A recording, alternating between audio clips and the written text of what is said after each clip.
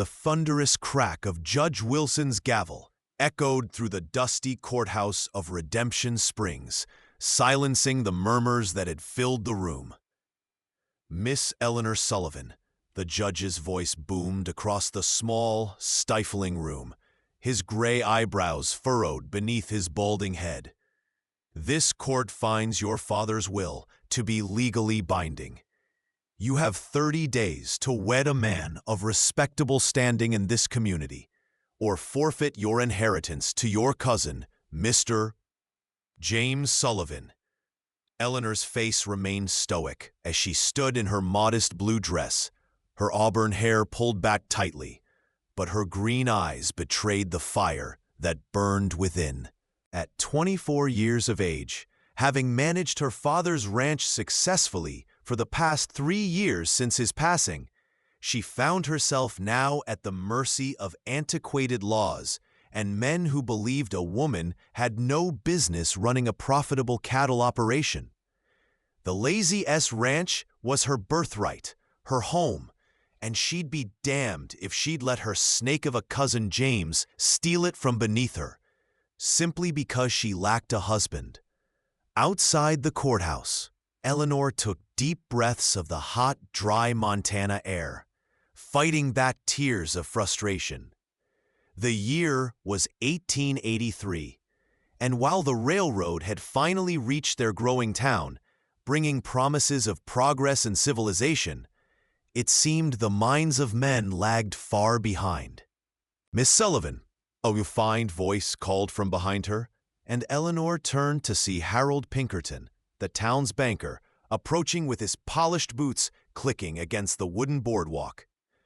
"I couldn't help but overhear the judge's ruling. Perhaps this presents an opportunity for us to discuss a mutually beneficial arrangement." His thin mustache twitched as he smiled, revealing teeth as perfect as his impeccable suit. But his eyes held a coldness that made Eleanor's skin crawl. She knew exactly what Harold wanted. Not her, but the prime land her father had secured along the railroad's path and the water rights that came with it, assets that would make the banker even wealthier than he already was. Hey there, friends! If you're enjoying this story, I'd really appreciate if you'd take a second to subscribe to the channel. I'm curious, what city are you watching from today? Now, let's get back to Eleanor's story. "Mr. Pinkerton, while I appreciate your concern," Eleanor replied, carefully choosing her words, "I have no intention of rushing into marriage, even with the judge's deadline." She adjusted her simple hat against the glaring sun, painfully aware of the stares from townsfolk passing by, their whispers already spreading the news of her predicament throughout Redemption Springs. Harold's smile never faltered, but his eyes narrowed slightly at her resistance.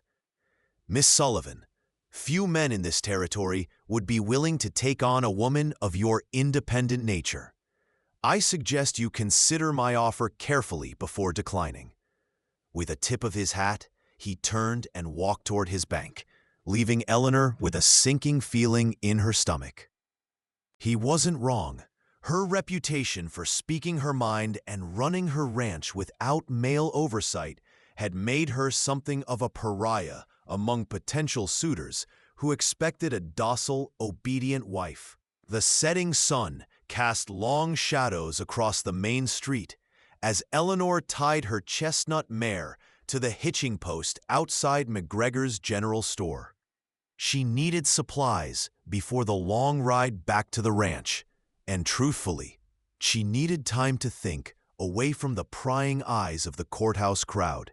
The bell above the door jingled as she entered, greeted by the familiar smell of coffee, leather, and dried goods that permeated the establishment. "Afternoon, Miss Eleanor," called Samuel McGregor from behind the counter, his Scottish accent still thick despite 30 years in America. "Heard about the ruling. Bunch of horseshit if you ask me. Pardon my French." Eleanor couldn't help but smile at the old shopkeeper, one of the few people in town who had always treated her with respect. "It's a predicament for certain, Mr. McGregor," she sighed, handing him her list of supplies while scanning the store for other customers who might be eavesdropping. While Samuel gathered her order, the store's door opened again, the bell announcing another customer. Eleanor glanced over her shoulder to see Sheriff Thomas Walker enter, his silver star catching the lamplight as he removed his hat. "Miss Sullivan," he nodded politely, his weathered face revealing nothing of his thoughts on the judge's ruling. Though as the law enforcer of Redemption Springs, he'd surely heard every detail by now. "Sheriff," she returned with a curt nod, turning back to the counter. Thomas Walker had been a friend of her father's, and while he'd always been kind to Eleanor, he represented the very system that now threatened everything she held dear. Still, as she watched him from the corner of her eye selecting tobacco for his pipe, she wondered if he might offer some insight into her limited options. The sheriff had been a widower for 5 years now, his wife taken by the same fever that had claimed so many in the harsh winter of '78. And while he was at least 20 years her senior, he was respected in the community and fair-minded. "I'll have those supplies sent out to your ranch tomorrow morning, Miss Eleanor," Samuel said, breaking into her thoughts. "Much obliged," she replied, placing coins on the counter. As she turned to leave, Sheriff Walker stepped into her path, his expression unreadable beneath his thick mustache. "Miss Sullivan, might I have a word with you outside?" Eleanor felt her defenses rise, but nodded her agreement, following him onto the boardwalk, where the evening air had cooled considerably. "I won't pretend I didn't hear about your situation," the sheriff began, tamping tobacco into his pipe. "And I won't insult you by offering marriage as some kind of salvation. You're too independent for that kind of arrangement. Always have been." Eleanor felt a rush of gratitude for his directness, a rare quality in a town built on pretense and propriety. "But I will offer some advice, if you're willing to hear it," he continued, striking a match against the wooden post. The flame illuminated the sheriff's face momentarily before he applied it to his pipe, taking a few puffs to get it properly lit. "There's a man camped in the foothills north of your property," he said finally, exhaling a cloud of sweet-smelling smoke. "Goes by the name of Nathaniel Cole. He's been keeping to himself, hunting and trapping mostly." Eleanor frowned, wondering why the sheriff was telling her about some random drifter. "What has this Mr. Cole to do with my predicament?" The sheriff's eyes, gray as storm clouds, met hers directly. Nathaniel Cole was once the most respected judge in the Montana Territory, before he was falsely accused of taking bribes and banished from practicing law. "He might know legal ways around your father's will that even Judge Wilson hasn't considered." Eleanor felt a flicker of hope for the first time since the ruling. "Why would he help me?" The sheriff shrugged, puffing on his pipe. "Can't say for certain that he will, but Cole's got no love for corrupt officials and businessmen who manipulate the law for their own gain. Might be worth the ride out to his camp." Eleanor's mare picked her way carefully along the narrow trail that wound into the foothills, the morning sun warming her back as she scanned the landscape for signs of a camp. Sheriff Walker's directions had been vague at best, and after 2 hours of riding, she was beginning to wonder if this Nathaniel Cole was merely a figment of the lawman's imagination, or perhaps a wild goose chase to distract her from her real problems. Just as she was about to turn back, a thin spiral of smoke caught her eye, rising from a small clearing nestled between 2 rocky outcroppings. Approaching cautiously, Eleanor called out, "Hello, the camp! Permission to approach?" There was a long moment of silence before a deep voice responded, "State your business." The words weren't hostile, but they carried an unmistakable warning. Come in peace or don't come at all. Eleanor swallowed hard, suddenly questioning the wisdom of seeking out a man who clearly valued his solitude. "My name is Eleanor Sullivan. Sheriff Walker suggested you might be able to help me with a legal matter." Another stretch of silence followed before the voice replied, "Approach slowly." Eleanor nudged her mare forward, emerging into a small clearing where a lean-to shelter had been constructed against a large boulder. A fire pit smoldered in the center, and various animal pelts were stretched on frames nearby. But it was the man who rose to his feet that captured Eleanor's full attention. Nathaniel Cole stood well over 6 feet tall, with broad shoulders and the hardened physique of a man accustomed to physical labor. His dark hair, streaked with silver at the temples, was pulled back from a face that might once have been handsome, but was now marked by a jagged scar that ran from his left temple down across his cheek to the corner of his mouth. His eyes, an intense blue that reminded Eleanor of the summer sky, assessed her with unnerving scrutiny. "You're a long way from town, Miss Sullivan," he said finally, his voice carrying the refined cadence of education despite his rough appearance. "I don't make a habit of seeking the company of strangers, Mr. Cole," Eleanor replied, dismounting from her horse, but keeping a cautious distance. "But my situation is desperate, and Sheriff Walker seemed to think you might have insights others lack." A flicker of something, surprise perhaps, crossed Nathaniel's scarred features at the mention of the sheriff. "Thomas Walker sent you to me?" He shook his head slightly, a humorless smile tugging at his lips. "Now that's interesting. The good sheriff and I have an understanding. He pretends I don't exist, and I return the favor." He gestured toward a rough-hewn log that served as a bench. "Sit, Miss Sullivan. Tell me what brings the daughter of cattle baron Jeremiah Sullivan to my humble abode." Eleanor's eyebrows rose in surprise that he knew who her father was, but she took the offered seat, watching as Nathaniel Cole poured coffee from a battered pot into a tin cup and handed it to her without asking if she wanted any. The bitter liquid warmed Eleanor's throat as she explained her situation.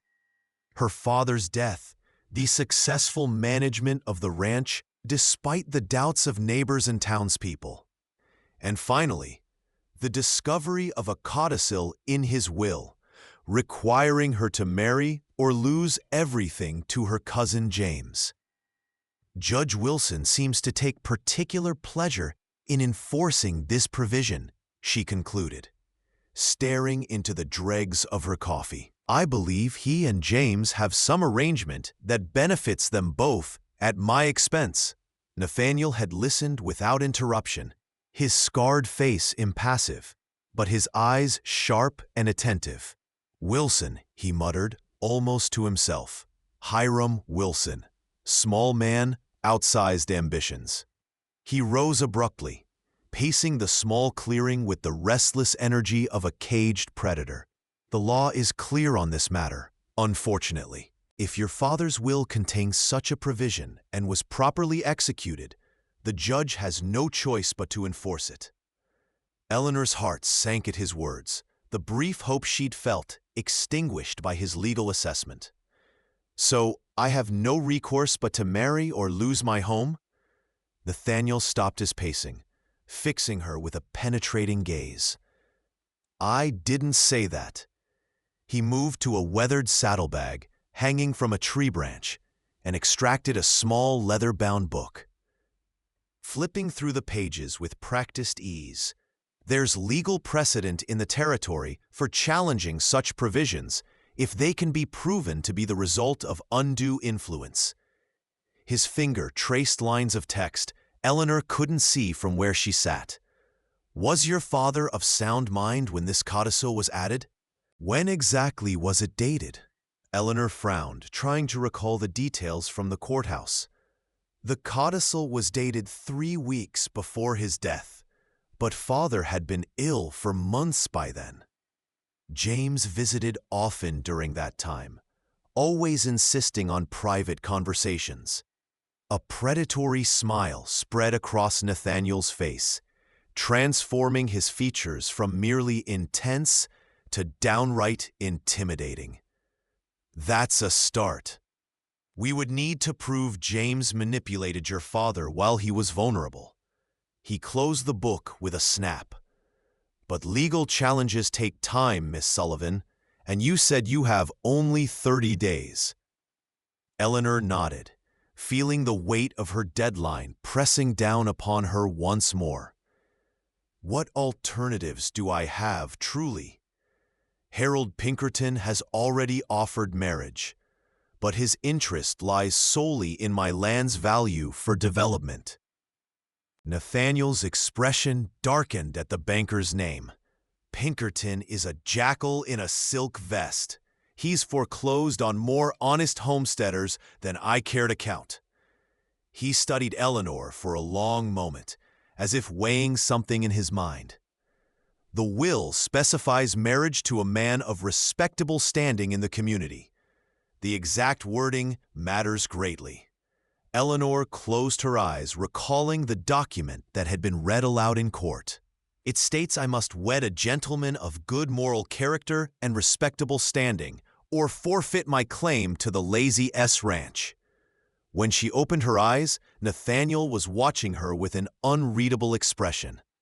And who determines what constitutes good moral character or respectable standing? He asked quietly. Judge Wilson, I presume? Eleanor replied bitterly. He made it clear he would personally assess any potential husband's suitability.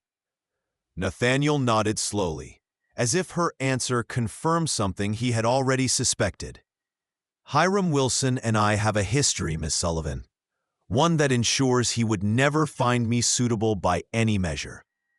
He turned away, adding more wood to the small fire. But there may be another approach entirely. Tell me, how well do you know the boundaries of your ranch? Confusion flickered across Eleanor's face at the apparent change of subject. I know every inch of the Lazy S. My father made certain of that from the time I was old enough to sit a horse. Nathaniel nodded, satisfied with her answer. And the southeastern corner where Cottonwood Creek forms a natural boundary, has there been any dispute over those water rights? Eleanor's frown deepened. How did you know about that? James filed a claim last year, stating the creek had shifted its course over time, placing those water rights on his adjoining property instead. The territorial surveyor ruled in our favor, but James was furious. A smile played at the corners of Nathaniel's mouth. Because water in this territory is more valuable than gold, and your cousin knows it. I'd wager that's what this is really about. Not the ranch house or the cattle operation, but the water rights that make the Lazy S the most valuable property for 50 miles in any direction. Eleanor stared at him, pieces falling into place in her mind. The railroad needs water for their steam engines. They've been buying up water rights all along their planned route. Nathaniel snapped his fingers. And who sits on the Railroad Commission and stands to profit handsomely from facilitating those purchases? Eleanor's eyes widened. Judge Wilson and Harold Pinkerton finances many of the railroad's local operations. Nathaniel's expression was grim. Now you begin to see the web they've woven. The question is, how to cut through it before they ensnare you completely. He fell silent, his scarred face thoughtful as he stared into the flames. Then, abruptly, he looked up at Eleanor with an intensity that made her breath catch. There may be a way to satisfy the letter of the law while thwarting their plans, but it would require a considerable sacrifice on your part, Miss Sullivan. One I'm not certain you'd be willing to make. The ride back to the Lazy S Ranch gave Eleanor ample time to consider Nathaniel Cole's outrageous proposal. The man was either brilliant or mad, possibly both, but his plan had a certain elegant simplicity that appealed to her desperate situation.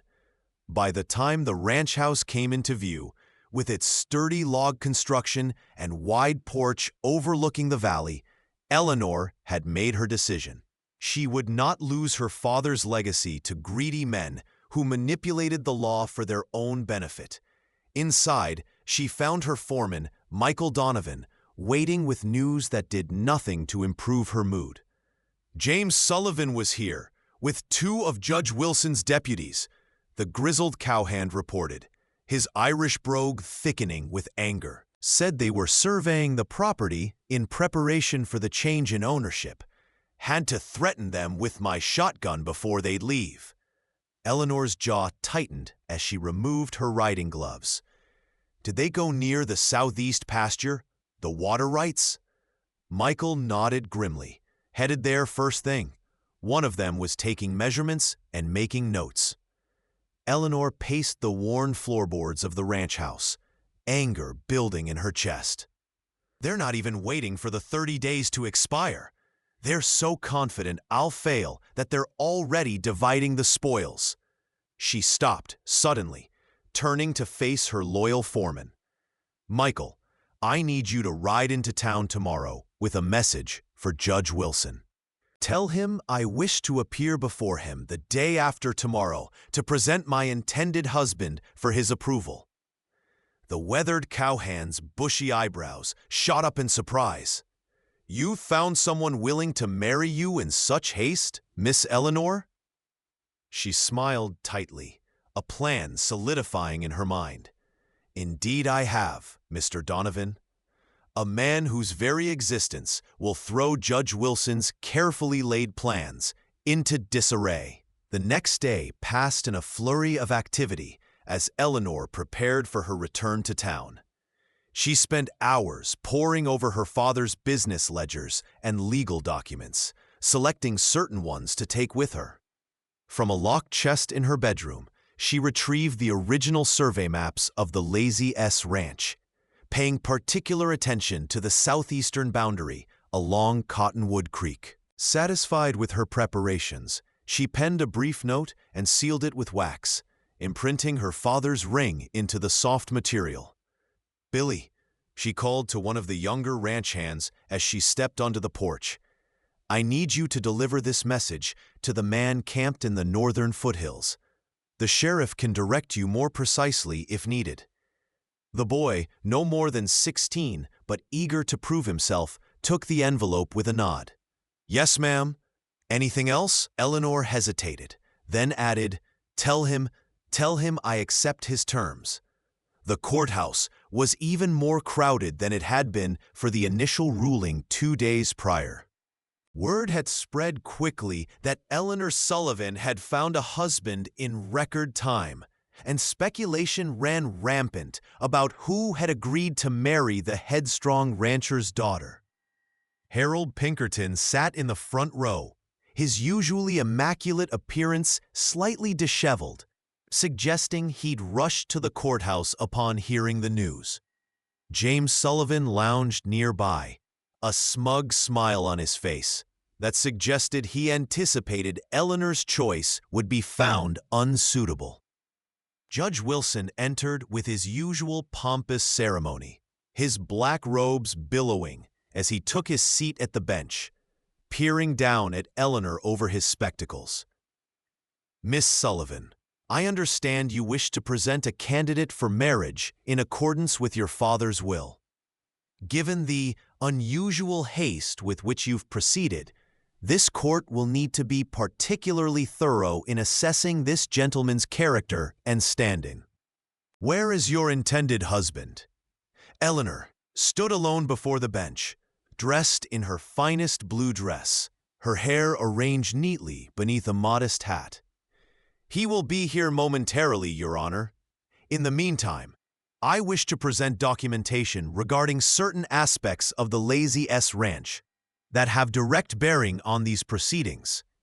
She approached the bench with a stack of papers, ignoring the judge's frown of disapproval. These survey maps and water rights certificates demonstrate conclusively that Cottonwood Creek has maintained its current course for at least 30 years, despite recent claims to the contrary. Judge Wilson's face darkened as he reluctantly accepted the documents. Miss Sullivan, this hearing is about your compliance with your father's will, not water rights disputes. Eleanor met his gaze steadily. On the contrary, Your Honor, I believe these documents establish a pattern of attempted fraud that calls into question the very codicil we're here to enforce. A murmur ran through the courtroom at her bold accusation, and James Sullivan half rose from his seat before the judge's gavel crashed down. That's quite enough, Miss Sullivan. One more such outburst, and I'll hold you in contempt. The judge's face had reddened considerably, and he shuffled the papers she presented without truly looking at them. Now, this court grows impatient. Where is this mystery gentleman you claim to be marrying? The courthouse doors swung open at that precise moment, and a collective gasp rippled through the assembled crowd as Nathaniel Cole strode down the center aisle. He had exchanged his rough trapper's clothing for a clean black suit that, while somewhat dated in style, gave him an undeniable air of authority. His scarred face was freshly shaven except for a neatly trimmed mustache, and his dark hair was combed back, revealing the full extent of the scar that ran from temple to jaw. But it was his eyes, cold, challenging, and fixed directly on Judge Wilson, that caused the courtroom to fall into stunned silence. Judge Wilson's face drained of color as Nathaniel approached the bench to stand beside Eleanor. "What is the meaning of this?" the judge sputtered, rising halfway from his seat. This man is not eligible to fulfill the requirements of the will." Nathaniel's voice, cultured and precise despite years in the wilderness, filled the courtroom. "On what grounds do you make that assessment, Hiram? Please be specific for the court record." The use of the judge's first name, spoken with such familiar disdain, sent another shockwave through the spectators. Judge Wilson's hands trembled slightly as he pointed a finger at Nathaniel. "You were disbarred and banished from legal practice by territorial decree. You have no standing in this community or any other." Nathaniel smiled, the expression making his scarred face even more intimidating. "I was indeed disbarred, based on testimony you provided. Testimony that has since been proven false by the admission of the very man you claimed paid me bribes." The courtroom erupted in shocked whispers as Nathaniel removed a folded document from his jacket pocket. "This is a full pardon and reinstatement of my legal credentials, signed by the territorial governor last month. I hadn't planned to return to civilization to use it, but Miss Sullivan's situation persuaded me." He placed the document on the judge's bench, his eyes never leaving Wilson's increasingly panicked face. "Furthermore, as a landowner in this territory, yes, I still retain ownership of my property north of town, despite your efforts to seize it. And as a fully reinstated attorney, I more than qualify as a man of respectable standing under the terms of Jeremiah Sullivan's will." Judge Wilson looked frantically toward Harold Pinkerton and James Sullivan, but Nathaniel wasn't finished. "And before you attempt to question my moral character, perhaps we should discuss the real reason for this elaborate scheme to deprive Miss Sullivan of her rightful inheritance.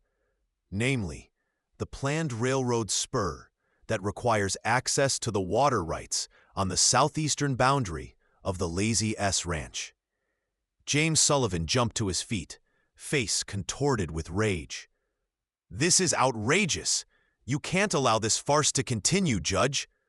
But Harold Pinkerton, more astute to the shifting legal ground beneath them, placed a restraining hand on James's arm, his face ashen as he whispered urgently in the other man's ear.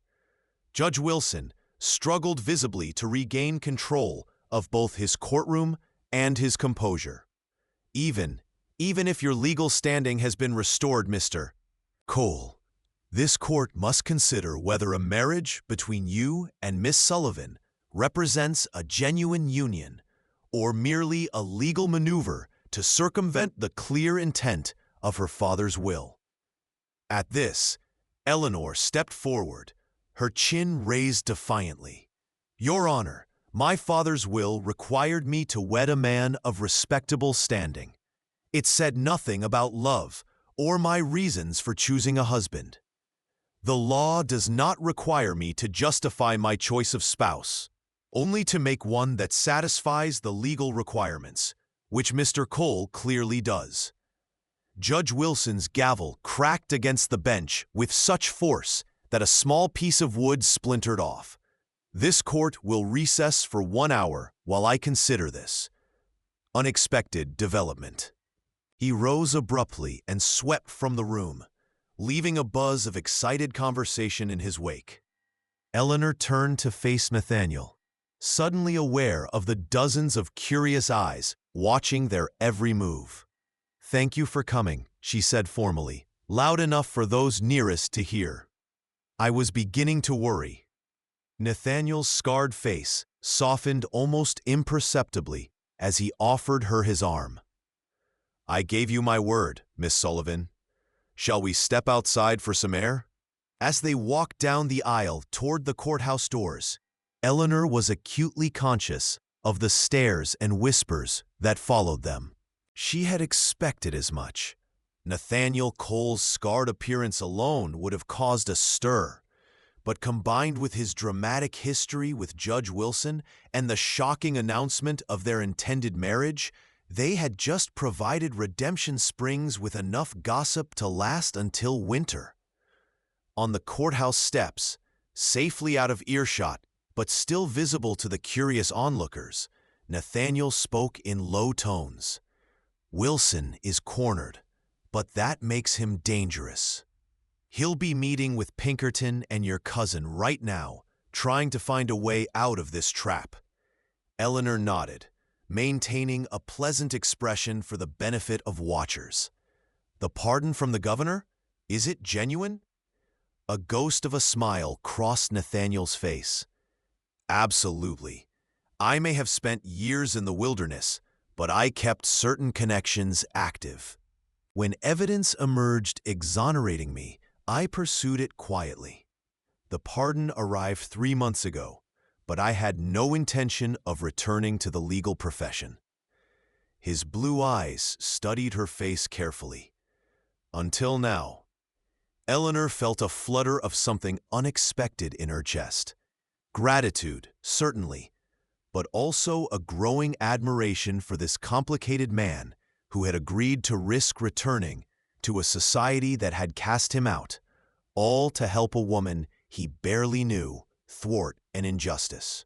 What happens if Judge Wilson refuses to accept our marriage as valid under the terms of the will?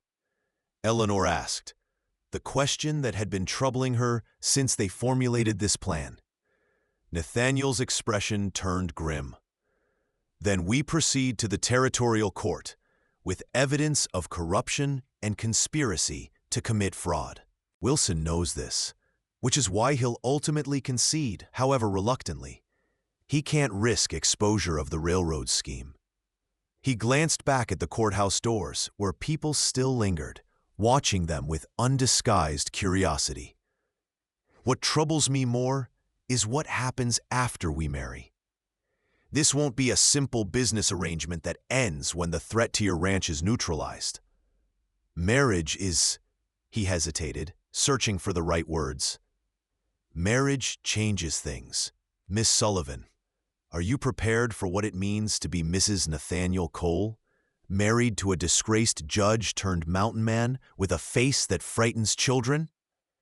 The bluntness of his question caught Eleanor off guard, but she appreciated his directness. Mr. Cole, I spent 3 years running a cattle ranch in territory where most men still believe women belong solely in the kitchen or the bedroom. I faced rustlers, drought, blizzards, and the constant condescension of men who expected me to fail the moment my father died. She met his gaze steadily, refusing to look away from the scar that marked his otherwise handsome face. I'm no stranger to difficulty or judgment. What I cannot abide is injustice or surrender to those who would use the law to steal what is rightfully mine. As for children being frightened, she paused, a small smile. I find most children have better judgment than their parents when it comes to character. They see beyond appearances faster than most adults ever learn to. Something flickered in Nathaniel's blue eyes. Surprise, perhaps, or respect, before he inclined his head slightly. Well said, Miss Sullivan. I believe our hour is nearly up. He offered his arm once more, and together they returned to the courthouse, where the spectators had already retaken their seats in anticipation of the judge's return. Harold Pinkerton and James Sullivan entered just before Judge Wilson, their expressions suggesting the private conference had not gone in their favor. When the judge resumed his seat, his face was a mask of professional detachment that didn't quite conceal the defeat in his eyes. This court has reviewed the documentation presented and finds that Mr. Nathaniel Cole, having been fully pardoned and reinstated to the territorial bar, does indeed qualify as a man of respectable standing under the terms of Jeremiah Sullivan's will. He cleared his throat, avoiding Nathaniel's piercing gaze. Should Miss Sullivan proceed with her marriage to Mr. Cole within the 30-day period specified, she will retain full ownership and control of the Lazy S Ranch and all associated properties and rights.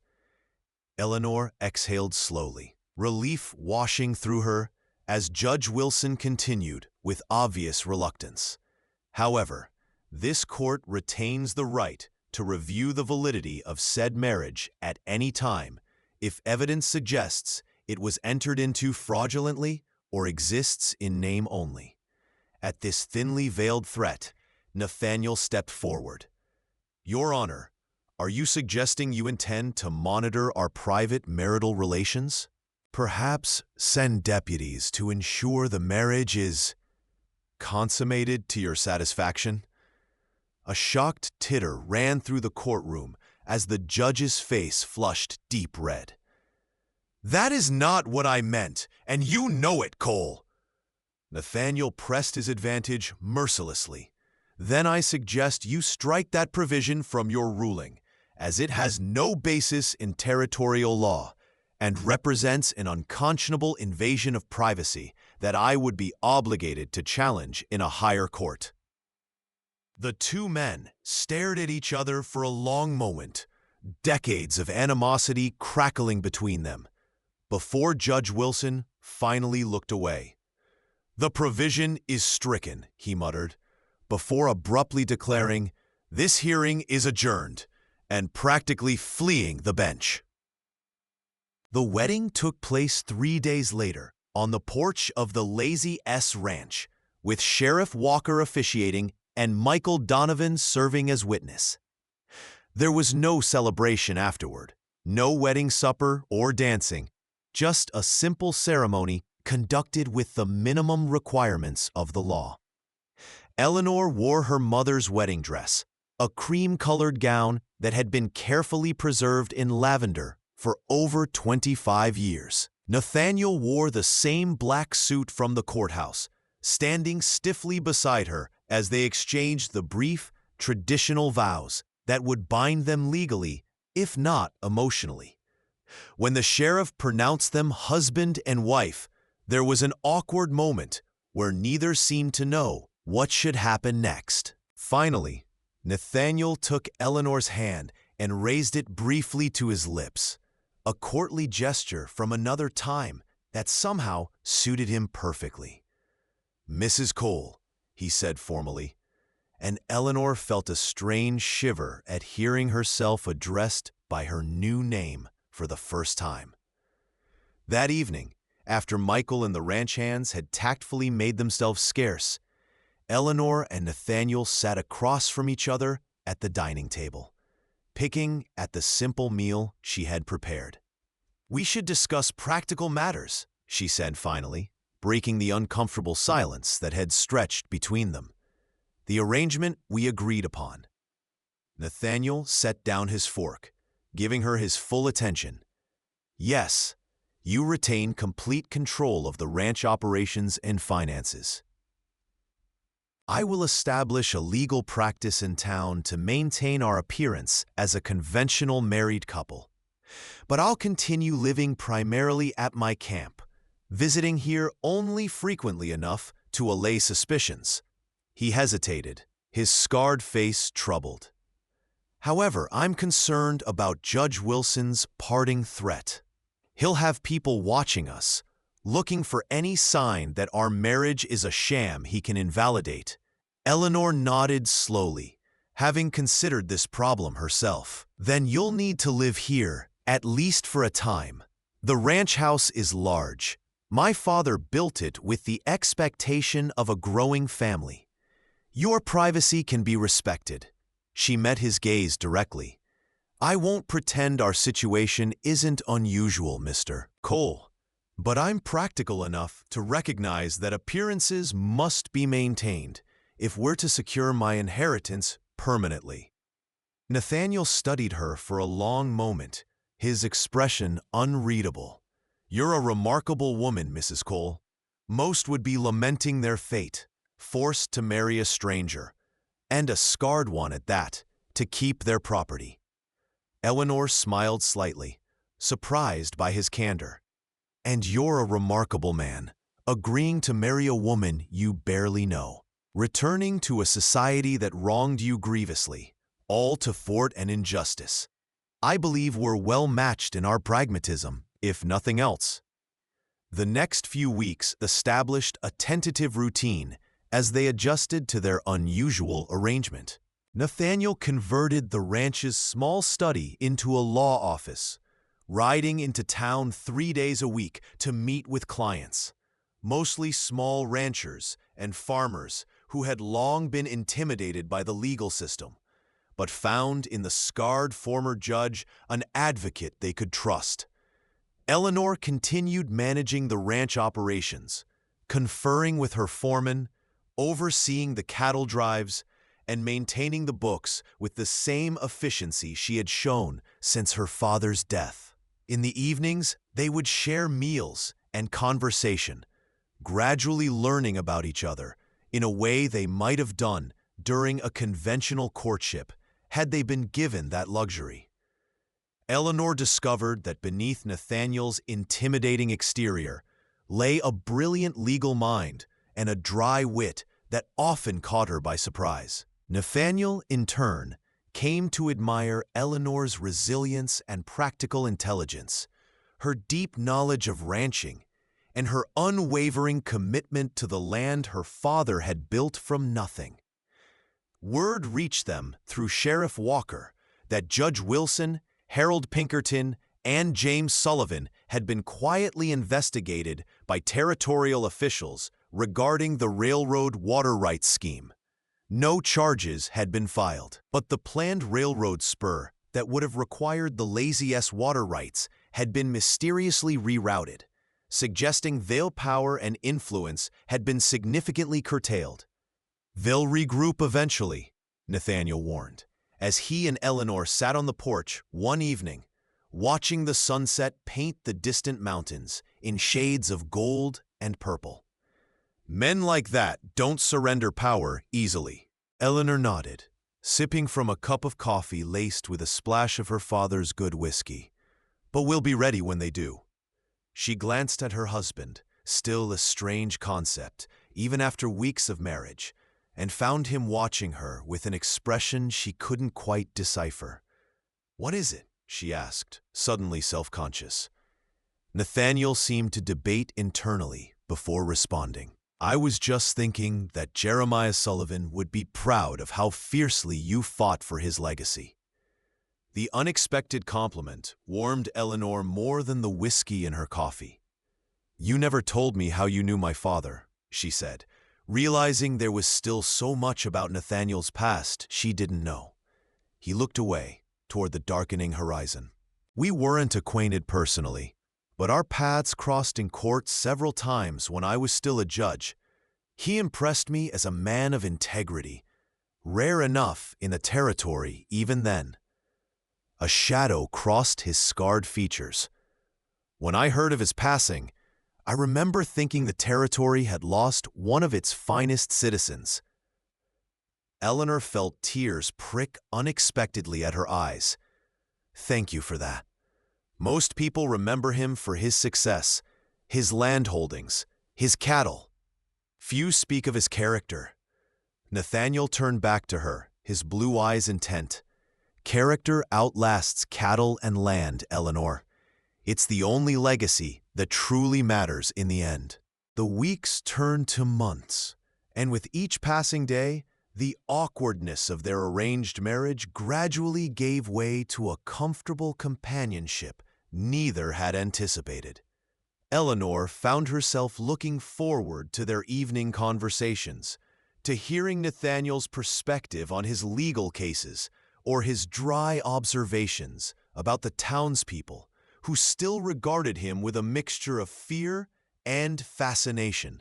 For his part, Nathaniel seemed to shed some of the hardness the wilderness had instilled in him, occasionally even laughing at Eleanor's witty commentary on the local cattle barons who continued to underestimate her business acumen.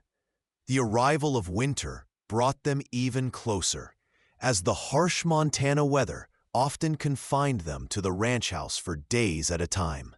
It was during one such blizzard, with wind howling around the sturdy log walls and snow piling against the windows, that Eleanor finally asked the question that had been on her mind since their first meeting. "Your scar," she said quietly, as they sat before the crackling fire in the main room. "Would you tell me how you got it?" Nathaniel's hand rose unconsciously to his face, fingers tracing the jagged line that had become so familiar to Eleanor she hardly noticed it anymore. "It's not a pleasant story," he warned. But Eleanor simply waited, giving him space to decide whether to share this piece of his past. Finally, he sighed, staring into the flames. "After I was disbarred, I had nothing left. No reputation, no career, no future in civilized society. I headed into the mountains, planning to lose myself in the wilderness, perhaps never return." He paused, swirling the whiskey in his glass. "I was ambushed by 3 men about a week into my journey. They'd been hired to ensure I never had the opportunity to clear my name." His voice remained steady, matter of fact. "I managed to fight them off, but not before one of them left his mark with a hunting knife. I nearly died out there, alone in the mountains with a face laid open to the bone." Eleanor found herself reaching across the space between their chairs, her hand covering his. "How did you survive?" Nathaniel's fingers interlaced with hers, a gesture neither acknowledged verbally. "An old mountain man found me, half dead from blood loss and fever. He was Crow, driven from his tribe years before for some transgression I never learned. He nursed me back to health using traditional medicines, taught me how to live off the land." A rare, genuine smile softened his features. "He called me Broken Face. No sentiment in that old man, just brutal honesty. But he saved my life, and in doing so, gave me a new one." He looked down at their joined hands, then back at Eleanor's face. "When he died 2 winters ago, I buried him according to Crow customs, then decided to remain in the mountains. It seemed fitting somehow, one outcast continuing the solitary existence of another." The intimacy of the moment, of Nathaniel sharing this pivotal chapter of his life, created a shift in their relationship that both could feel but neither was ready to name. Eleanor withdrew her hands slowly, though the warmth of his touch lingered. "Thank you for telling me," she said simply. Nathaniel nodded, then changed the subject to safer ground. Plans for the spring calving, the new breeding stock they hoped to acquire. But something had changed between them.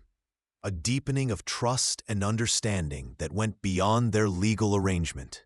That night, as Eleanor lay in her bed listening to the winter storm rage outside, she acknowledged to herself what she had been denying for weeks, that her feelings for her husband of convenience had evolved into something far more complicated and real than either of them had bargained for. The realization both thrilled and terrified her, for their agreement had never included genuine emotional attachment, and she had no way of knowing if Nathaniel felt anything beyond the friendship and respect they had established. Spring arrived with its usual chaos of mud, newborn calves, and endless work from dawn until dusk. Eleanor threw herself into the ranch operations with even greater intensity than usual, perhaps hoping physical exhaustion would quiet her confused emotions. Nathaniel, too, seemed to find reasons to spend more time in town at his growing law practice, their evening conversations becoming briefer and more focused on practical matters. It was as if both sensed the shifting nature of their relationship and had tacitly agreed to retreat to safer emotional distance. This uneasy new equilibrium might have continued indefinitely had fate not intervened in the form of James Sullivan, who had spent the winter months nursing his grievances and plotting revenge. The confrontation came on a warm day in late May, when Eleanor was alone at the ranch house, Nathaniel having ridden into town for court proceedings that would keep him there overnight. The sound of approaching riders drew her to the porch, where she was surprised to see her cousin James accompanied by two rough-looking men she didn't recognize. "Cousin," James called with false joviality as he dismounted, his handsome face wearing the same smug smile she remembered from the courthouse. "I've come to discuss a business proposition that might interest you and your unusual husband." Eleanor's hand moved instinctively to the pocket of her skirt, where she kept a small derringer her father had given her years ago.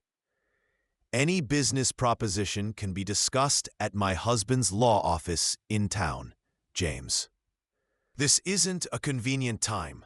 She remained on the porch, making no move to invite them inside, or offer the hospitality that would normally be extended to visitors, even unwelcome ones. James's smile hardened as he took a step toward the porch.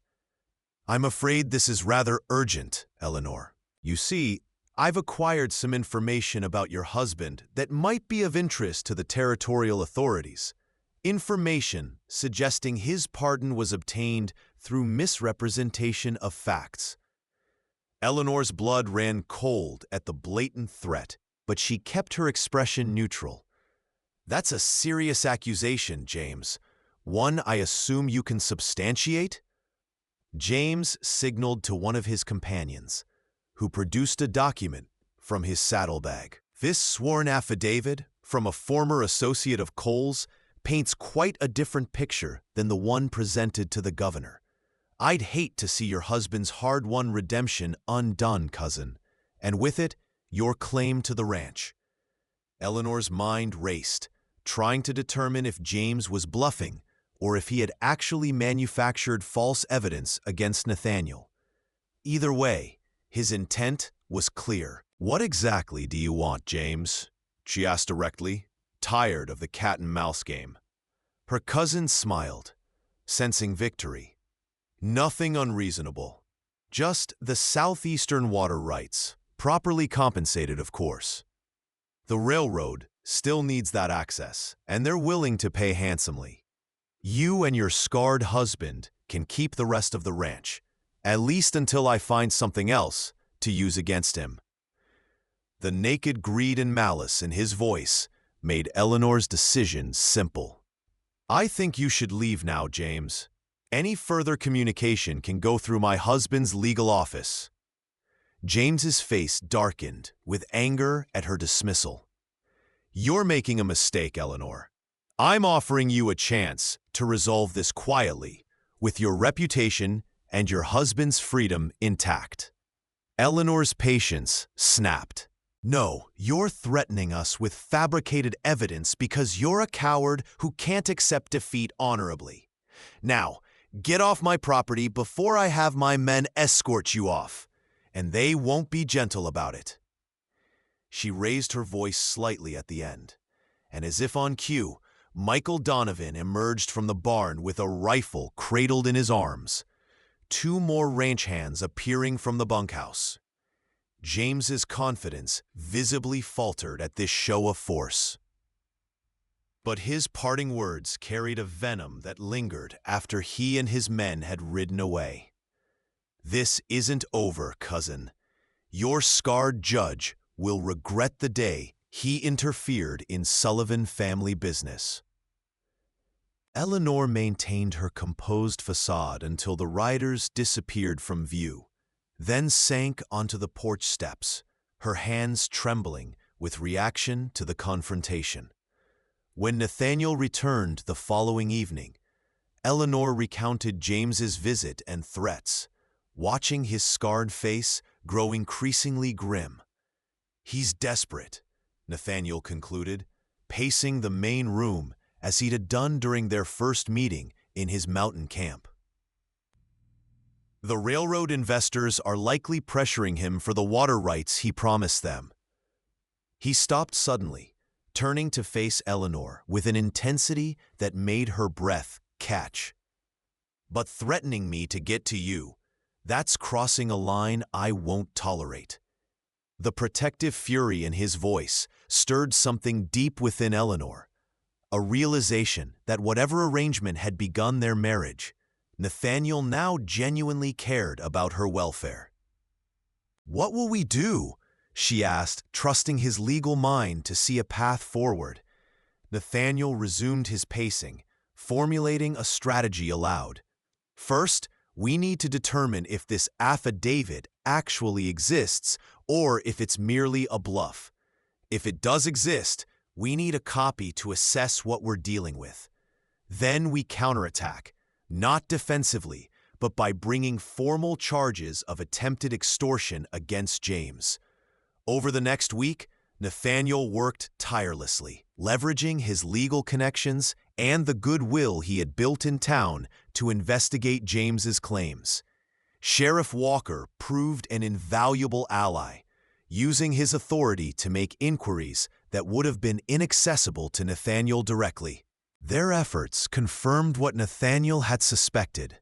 The affidavit existed, but it had been signed by a notorious drunkard with a history of perjury who had never actually crossed paths with Nathaniel during his time as a judge. "It's a clumsy forgery that would fall apart under proper scrutiny," Nathaniel explained to Eleanor as they reviewed the copy Sheriff Walker had obtained. "But James isn't planning on legal scrutiny. He's counting on the threat alone being sufficient to force our compliance." Eleanor studied the document, anger building at her cousin's underhanded tactics. "So we call his bluff?" Nathaniel's smile was predatory. "We do more than that. We set a trap." The plan they devised was both elegant and ruthless in its simplicity. Eleanor sent word to James that she was willing to discuss his proposition further, suggesting a meeting at the Lazy S Ranch while Nathaniel was supposedly away on legal business in the territorial capital. James, believing Eleanor's resolve had weakened, agreed readily, unaware that Sheriff Walker and a territorial marshal would be concealed in the ranch house to witness any attempted extortion or threats. The day of the meeting dawned clear and warm, with Eleanor dressed formally as if preparing for serious business negotiations. Nathaniel kissed her before departing, not the courtly hand kiss of their wedding day, but a brief, warm pressure of his lips against hers that left her momentarily speechless. "Be careful," he murmured, his blue eyes conveying concern and something deeper that neither of them had yet named. "Sheriff Walker won't let anything happen to you, but James is desperate, and desperate men are unpredictable." Eleanor watched from the porch as Nathaniel rode away, ostensibly headed for the territorial capital, but actually circling back to approach the ranch from a different direction, where he would join the lawmen hiding inside. The kiss lingered in her mind, a gesture that had felt both natural and revolutionary, acknowledgement of the genuine feelings that had grown between them over the months of their pragmatic arrangement. There was no time to dwell on it, however, as the sound of approaching riders announced James's arrival. This time he came alone, perhaps believing Eleanor would be more compliant without witnesses or intimidating companions. "Cousin," he greeted her with false warmth as he dismounted. "I'm pleased you've reconsidered my offer. I think you'll find I can be quite generous when we work together amicably." Eleanor forced herself to smile, gesturing toward the house. "Let's discuss the details inside, James. I've prepared some refreshments." James followed her into the ranch house, his eyes darting around suspiciously before he seemingly relaxed, convinced they were alone. Eleanor poured coffee for them both, then sat across from him at the dining table. "Before we discuss any agreement, I'd like to see this affidavit you mentioned," she said, getting straight to business. James smiled, producing the document from his jacket pocket. "Of course. As you'll see, it contains some rather damaging allegations about your husband's past conduct. Allegations that would certainly cause the governor to reconsider that convenient pardon." Eleanor took the paper, pretending to read it carefully while her heart pounded with anticipation of the trap about to be sprung. "And what exactly do you want in exchange for your silence regarding these allegations?" James leaned forward eagerly, his greed overcoming his caution. "The water rights to the southeastern section, formally signed over to me, along with a right-of-way for the railroad across Lazy S property. In return, this affidavit and all copies will be destroyed." Eleanor placed the document on the table between them. "That sounds like extortion, James, a serious crime in this territory." Her cousin's expression hardened. "Call it what you like, Eleanor. The fact remains that your husband's freedom depends on your cooperation. I'm offering you a chance to protect him and keep most of your precious ranch. You should be thanking me for my restraint." At that moment, the door to her father's study opened, and Sheriff Walker emerged, followed by the territorial marshal and Nathaniel, whose scarred face was a mask of cold fury. "I believe we've heard enough," the marshal said, approaching the table. "James Sullivan, you're under arrest for attempted extortion and conspiracy to commit fraud." James's face drained of color as he lurched to his feet, looking wildly from the lawman to Eleanor. "This is entrapment. She lured me here under false pretenses." The marshal calmly produced a pair of handcuffs. "The law takes a dim view of threatening a person's freedom with fabricated evidence in order to seize their property, Mr. Sullivan. You'll have ample opportunity to explain your actions to a judge, though I wouldn't count on Judge Wilson's assistance this time. He's facing his own investigation." As Sheriff Walker led a protesting James from the house, Nathaniel moved to Eleanor's side, his hand coming to rest protectively on her shoulder. "Are you all right?" he asked quietly.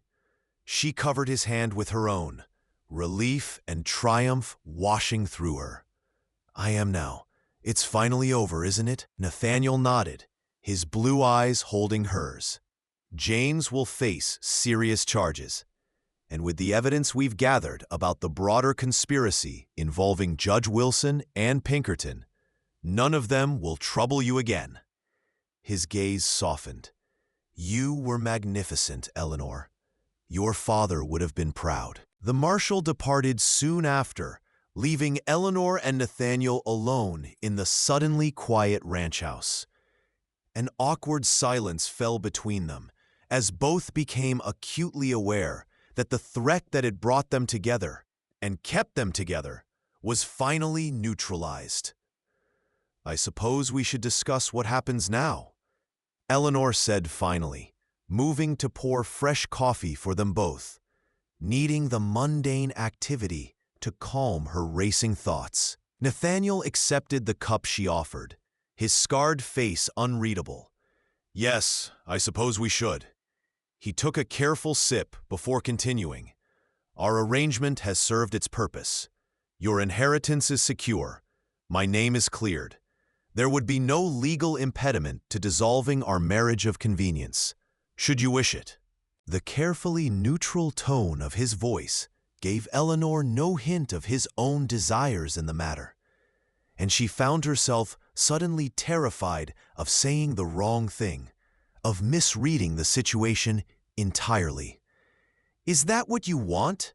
she asked finally, unable to look at him as she waited for his answer, her heart hammering painfully against her ribs. The silence stretched between them for what felt like an eternity before Nathaniel set his coffee cup down with deliberate care. "What I want," he said slowly, "is irrelevant if it doesn't align with your wishes, Eleanor.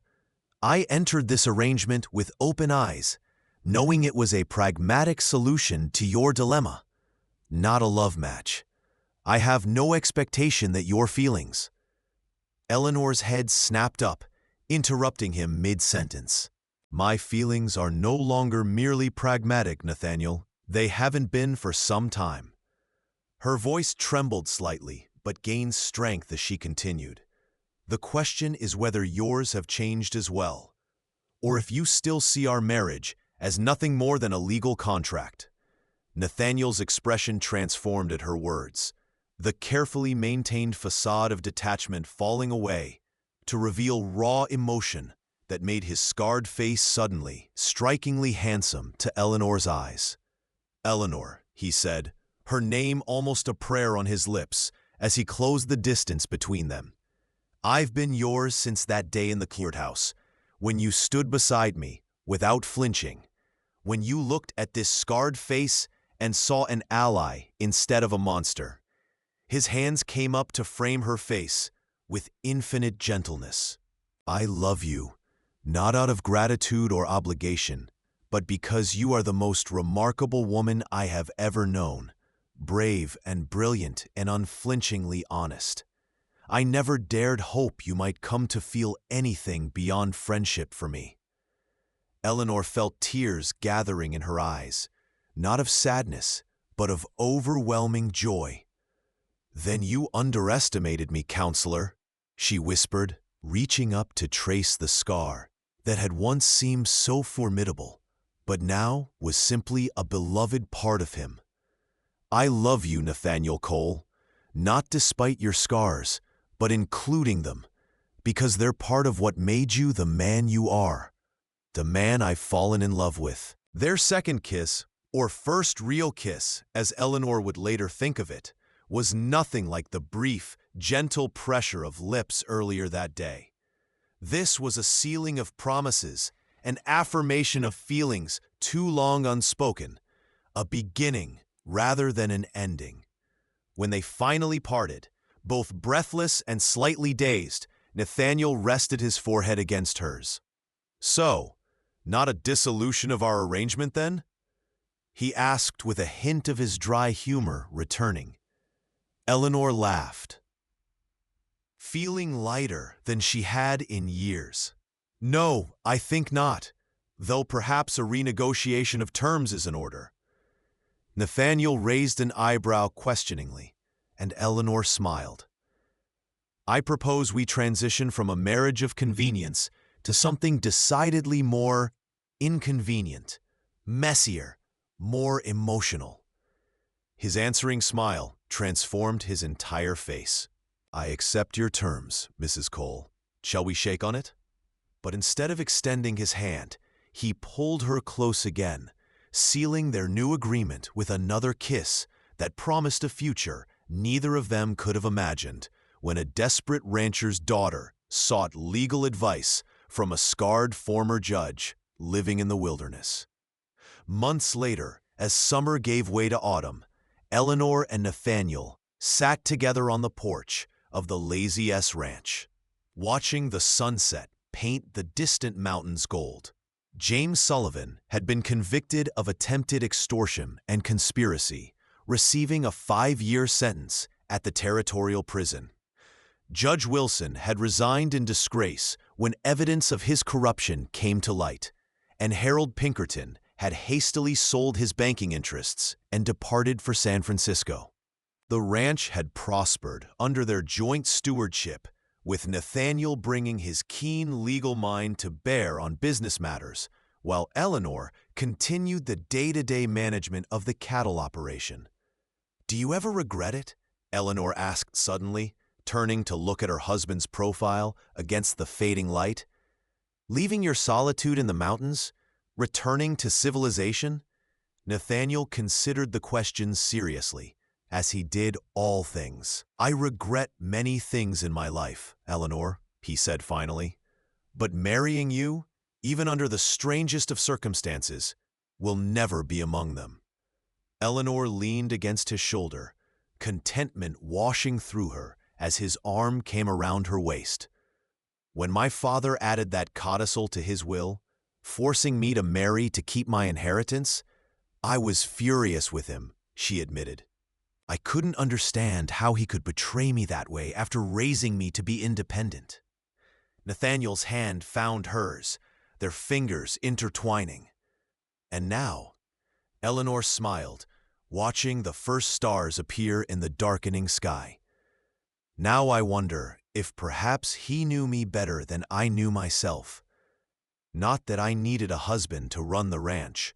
I was perfectly capable of that on my own. But perhaps he understood that I needed someone to share it with, to build a true partnership."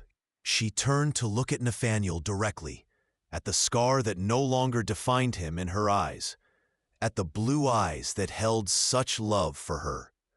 "Someone who would see me as an equal, not a prize to be won or a means to wealth." Nathaniel brushed a strand of hair from her face, his touch infinitely tender. "Your father was a wise man then, though I doubt even he could have predicted you would choose a scarred outlaw over a respectable gentleman." Eleanor laughed, the sound carrying across the land that belonged to them both now, in law and in love. "Perhaps not, but I think he would have approved of my choice in the end."